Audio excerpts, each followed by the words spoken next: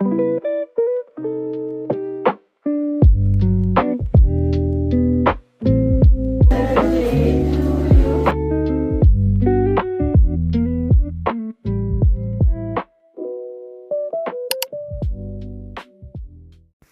ළමයි කොහොමද ඔයාලට? ඉතින් අද අරගෙන ආවේ වීක්ලි බ්ලොග් එකක්. බලමු මෙඩිකල් ස්ටුඩන්ට් කෙනෙක් විදිහට කොහොමද මම සතියක් ගත කළේ කියලා. ඉතින් අපි අද උදේම යුවා. ස්ක්‍රබ් එක ඇඳගෙන ඉුවට සාමාන්‍යයෙන් අපි ස්ක්‍රබ් එකෙන් උයන්නේ නැහැ. අද මේ චුට්ට පරක් වෙලා තියෙන්නේ. ඉතින් අපි තුන්දෙනා මේ මාරුවට තමයි මේ උයන වැඩ බලන්නේ. ඉතින් උයලා ඉවර වෙලා අපි කාලා දවල්ටත් පත් එකක් බැඳගෙන තමයි අද යන්නේ. හැමදාම නම් අපිට උයන්න හම්බ වෙන්නේ නැහැ. වෙලාවක් තිබුණොත් තමයි මේ විදිහට උයන්නේ. ඉතින් ඔන්න මම නේම් ටැග් එකක් ගහගත්තා. දැන් යන්න තමයි හදන්නේ. අපි ක්ලිනිකල්ස් යද්දි නේම් ටැග් එක අනිවාර්යයෙන්ම ගහගෙන යන්න ඕනේ. අදත් නේද වගේම උදේම හොස්පිටල් එකට තමයි මම යන්නේ. ඉතින් ඔයගොල්ලෝ දන්නවා දැන් මට තියෙන්නේ පීඩියාට්‍රික් අපොයින්ට්මන්ට්. ඒ කියන්නේ පොඩි ළමයි එක්ක තමයි ගනුදෙනු කරන්න තියෙන්නේ. මේ යන්නේ අපොයින්ට්මන්ට් එකේ අන්තිම සති කීපය. ඒ කියන්නේ අපි දැන් සති කීපයක් ගිහිල්ලා ඉවරයි. අපිට මාසයක් මේ අපොයින්ට්මන්ට් එක තියෙන්නේ. ඉතින් තව සති දෙකක් විතර වගේ තමයි අපිට මේ අපොයින්ට්මන්ට් එක තියෙන්නේ.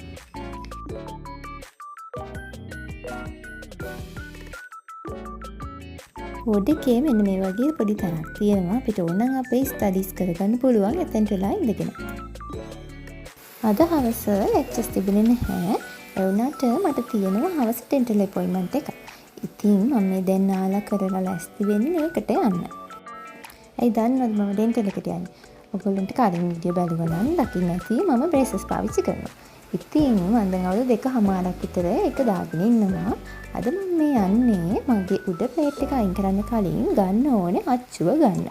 ඒ කියන්නේ මම දැන් තියෙන පර්මනන්ට් ප්ලේට් එක අයින් කරලා රිටේන් එකට මාරු වෙනවා. ඉතින් මේ ඩෙන්ටල් එකට තමයි මම හැම මාසෙම ඉන්නේ. මම යනකොට නම් ડોක්ටර් ඇවිත් හිටියේ නැහැ. මට චුට්ටක් වෙලා ඉන්න උනා. ඉතින් ඒ වැඩ ටිකත් ඉවර කරගෙන මම ආපහු බෝඩිමට. මම එහෙනම් ස්ටෙප් ආවා. ඉතින් අද උදේම තිබුණේ ක්ලිනිකල්ස් තමයි. වෙනසක් වුණේ නැහැ. හවස ලෙක්චර් එකට කලින් පොඩි වෙලාවක් තිබුණා අපිට පැය කීපයක. ඉතින් ඒ වෙලේ මම ලයිබ්‍රරියට ගියා. මට තිබුණා මං කලින් හදලා තිබිච්ච නෝට්ස් වගේක් රිවයිස් කරන්න. මොකද අපේ අපොයින්ට්මන්ට් එක ඉවර වෙන ළඟයිනේ. එතකොට අපොයින්ට්මන්ට් එක අවසානයේ අපිට ඇසෙස්මන්ට් එකක් තියෙනවා. අපි ඉතින් ඒක පාස් වෙන්න ඕනේ. ඇසෙස්මන්ට් එක වයිවා එකක් වෙන්න පුළුවන්, ඔස්පියක් හරි රිටන් පේපර් එකක් හරි තමයි හම්බ වෙන්නේ. ඉතින් අපි ඒක පාස් වෙන්න ඕනේ. නැත්නම් සමහර වෙලාවට අපිට එක්සෑම් එක රිපීට් කරන්න හරි අපොයින්ට්මන්ට් එක රිපීට් කරන්න හරි සිද්ධ වෙනවා. ඉතින් මම දැන් ඔය කරන්නේ මම හදපු නෝට්ස් ටිකක් රිවයිස් කරන එක.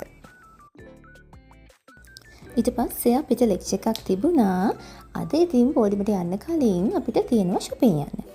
මං කියන්නේ ඇයි අපි shopping යන්නේ මේ හදිස්සියෙම කියලා. අපිට තියෙනවා exam එකක්, statistic exam එකක්.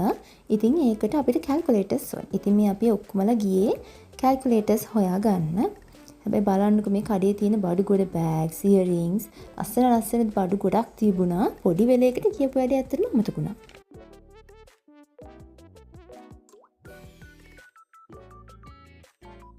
කොහොම හරි අපි ගිහපු පළවෙනි ෂොප් එකේම අපිට පුළුවන් වුණා කැල්කියුලේටර්ස් හොයාගන්න.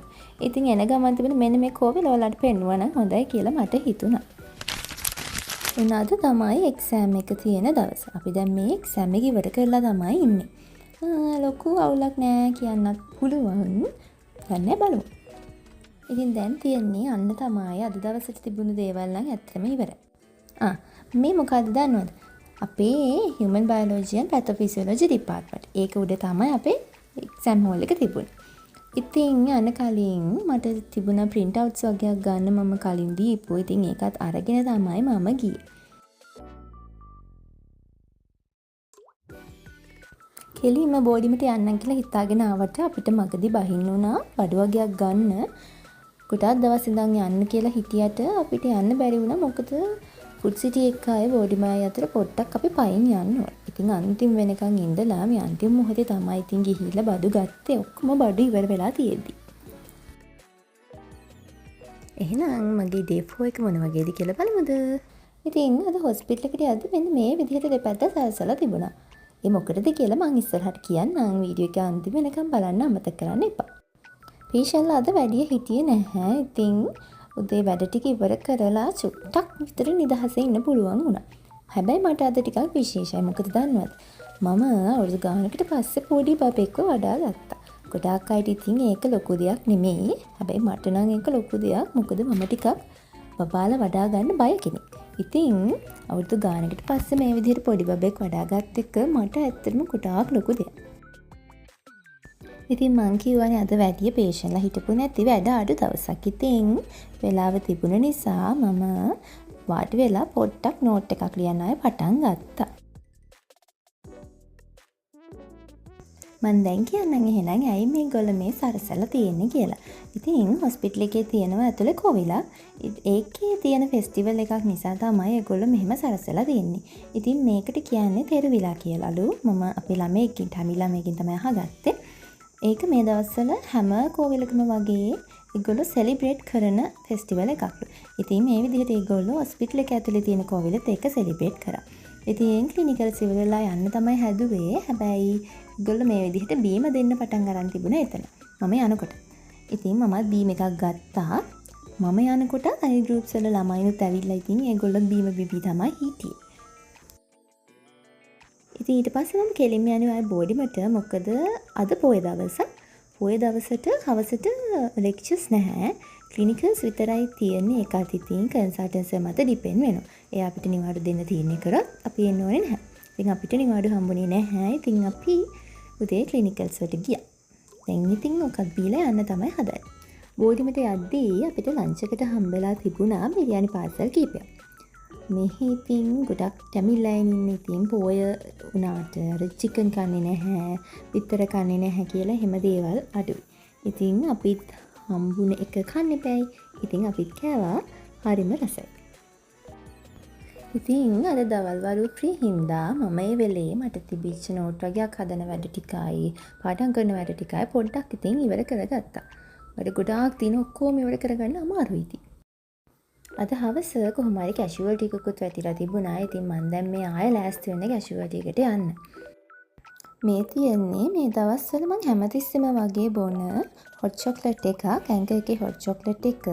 ඒක හරිම රසයි. ඒ වගේම හදා ගන්න ලේසියි. වැඩි වෙලාවක් යන්නේ නැහැ. ඉතින් මම ඒක නිතරම වගේ දැන් බොන එකක්. ඉතින් මම ඒකත් හදාගෙන බීලා ඒත් කැෂුවල් ටිකට යන්න තමයි හදන්නේ. අද කැෂුවල් ටික නම් ඇත්තටම ගොඩක් බිසි. ගොඩාක් පේෂන්ට්ලා හිටියේ ඩෙන්ගු පේෂන්ට්ලා. ඊට අමතරව තව කොබ්‍රා බයිට් පේෂන්ට් කෙනෙක් එහෙමත් හිටියා. ඊළඟ දවසේ උදේ අපිට තිබුණේ ක්ලිනික් එකට යන්න. ඉතින් ක්ලිනික් එක සතියට එකපාරක් තියෙනවා. අපේ ගෲප් එකේ 20 දෙනෙක් ඉන්නවා. ඉතින් අපි 10 බෙදිලා සතියට එකපාරක් තමයි අපිට ක්ලිනික් එකට යන්න හම්බෙන්නේ. ඉතින් අද තමයි අපේ දවස. අපි ඉතින් එතෙන්ට ගිහිල්ලා එතන ඉන්න රෙඩ් කාඩ් නම්බර්ස් ඒ කියන්නේ අලුතෙන් ක්ලිනික් එකට එන පේෂන්ට්ලාගේ හිස්ටරි එක අපි ගන්න ඕනේ. ඊට පස්සේ පේෂන්ස්ලත් බලන ගමන් වෙලාවක් හම්බෙන විදිහට ඒගොල්ලෝ අපිට මේ දේවල් කියලා දෙනවා. ඉතින් අද උදේ වරුව ගත වුණේ ඔය විදිහට. ඔන්න ඉතින් අපේ යාළුවෙක්ගේ බර්ත්ඩේ එකකුත් තිබ්බා. අපි ඒක සෙලිබ්‍රේට් කරා. බර්ත්ඩේ එක නම් තිබුණේ කලින්. හැබැයි අපිට වෙලාවක් හම්බුනේ නැහැ සෙලිබ්‍රේට් කරන්න. ඉතින් ඒකත් අපි අද තමයි දාගෙන තිබුණේ. ඔන්න ළමයි මට අද ආයෙමත් ඩෙන්ටල් එකට එන්න සිද්ධ වුණා. මම එදා ගියේ උඩ අච්චෝ ගන්නනේ. ඉතින් අද තමයි මට ප්ලේට් එක හම්බ වෙන්නේ. ඒ කියන්නේ අද තමයි මට රිටේන් එක හම්බ වෙන්නේ. ඉතින් ඒක කොයි වගේ වෙයිද දන්නේ නැහැ. මම තමයි මුලින්ම ගිහින් හිටියේ. පේෂන්ට්ලා කවුරුත් තාම ඇවිල්ලා නැහැ. ඉතින් මම ඩොක්ටර්නකන් වාඩි වෙලා හිටියා. මෙන්න මෙහෙම විකාර කර ඉති. ඔන්න ඉතින් මම්මගේ රිටේන් එකක් දාගත්තා. මේක ටිකක් අමාරුයි. දාලා තියන අය නම් දන්නව ඇති. කතා කරන්නේම චුට්ටක් ඉතින් අමාරුයි. කතා කරන ඉරියක් අපහැදිලිත් වගේ. ඒත් ඉතින් මෙච්චර කල් දාපු එකේ මේ ටිකත් මෙහෙමම අල්ලගෙන ඉන්නවා. මේ වීඩියෝ එකෙන් මම ගොඩක්ම ෂෙයා කරගත්තේ ක්ලිනිකල්ස් ලෙක්චර්ස් වලට අමතරව මගේ ජීවිතේ මොනවද වෙන්නේ කියලා. මොකද ලෙක්චර්ස් ක්ලිනිකල්ස් වල දේවල් ඔයගොල්ලෝ දැනටමත් දන්නවනේ. ඉතින් මට හිතුණා මේ දේවල් හැමතිස්සෙම දාන්න ඕනේ නැහැ කියලා. ඉතින් ඊළඟ දවසේත් උදේම ගිහිල්ලා මම වැඩ ටික ඉවර කරලා මම නෝට් එකක් ලියන්න ගත්තා ආයෙම. ඉතින් අපි 7:00 වෙද්දි සාමාන්‍ය වෝඩ් එකට යන්න ඕනේ. ඒ වෙලාවට ගියාම උදේ හිස්ටරි එක්සැමිනේෂන් වැඩ ටික ඉක්මනට ඉවර කරගන්න පුළුවන්.